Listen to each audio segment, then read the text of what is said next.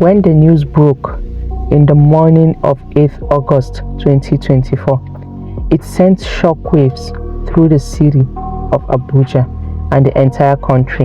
A body had been found on the Katampe-Mabushi Expressway. But this wasn't just anybody. It was that of 33-year-old vibrant and outspoken crossdresser and TikToker nicknamed Abuja Area Mama, who had captured the hearts of many online, despite living in a society that rejected his lifestyle. His death was as mysterious as his life was tragic. Welcome back to my channel, guys. Born on April 20th, 1991, Abuja Area Mama's life was far from ordinary. From a young age, he was drawn to feminine clothing, a preference that disgusted his father. To avoid the shame, his parents sent him to the village to live with his aunt and grandmother. But instead of finding refuge, he faced neglect, hunger, and abuse. Desperation led him down a dark path. By the age of 10, he was exchanging sexual favors for food, a cycle that continued until 2006, when his grandmother discovered what was happening and sent him back to his parents at Abuja. The memory of that day remained vivid. He had wandered into the park, his knickers torn, he had no shoes on, his eyes were swollen from crying, pleading with the drivers to assist him to take him back to his parents. But home offered no safety. Upon his return, the sight of his father approaching with a cutlass in hand was one he would never forget. He didn't have to say much. The message was clear. Go back to the village where you will be hidden away from prying eyes. Which of course he did, but not back to the village. Rather, he found some semblance of peace working in a hair salon owned by an Edo woman. But behind the scenes, this woman was involved in sex work, and soon Abuja Area Mama was pulled into that world as well. The conservative Nigerian society around him wasn't kind to people like him.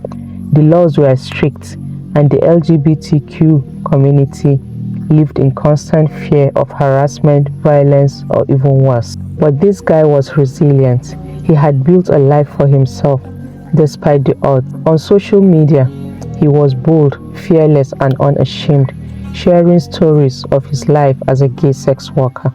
He talks freely about his numerous sexcapades with affluent people, from politicians to celebrities. He had a loyal following, but with that visibility came danger.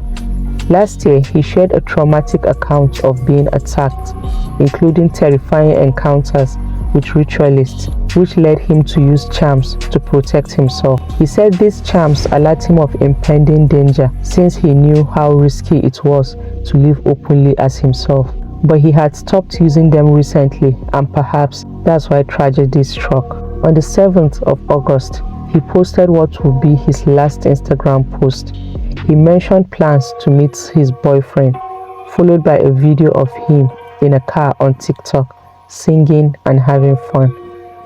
Hours later, his body was found on the highway, beaten, bruised, and stripped of his dignity. He was literally bludgeoned to death. The Abuja police launched an investigation, but those who understood the dangers of being LGBT in Nigeria knew justice was unlikely. Social media erupted with grief and anger, condemning the murder, calling it the worst form of inhumanity. Despite his fearless online persona, Abuja Area Mama often discourages others from becoming sex workers, knowing all too well the dangers and the toll it takes. He had once owned 3 cars and even built a house, all from the proceeds he got from sex working, but lost it all, reinforcing his belief that the lifestyle wasn't worth it. In the end, Abuja Area Mama was more than his lifestyle. He had a good heart, caring for others deeply, even forgiving his parents for pushing him into the life that ultimately led to his tragic end. Yet, his death remains a mystery. Was it a hate crime, a targeted attack, or simply a cruel twist of fate in a society that refused to accept him? Could it have been a misunderstanding with a client? He had admitted stealing from some, and others became furious when they discovered he was a man and not the woman they expected. The truth remains a mystery, waiting to be uncovered. I honestly doubt it was a hate crime. Despite LGBTQ being illegal in Nigeria, it didn't stop him from getting clients, and he even had run-ins with the police after misunderstanding with some of them. Yet, he was never arrested. If it were truly a crime, wouldn't he have been arrested? Maybe it's not officially legal, but it seems people are starting to accept it. Funny enough, it was the police that actually gave him the name Abuja Area Mama because of what he does.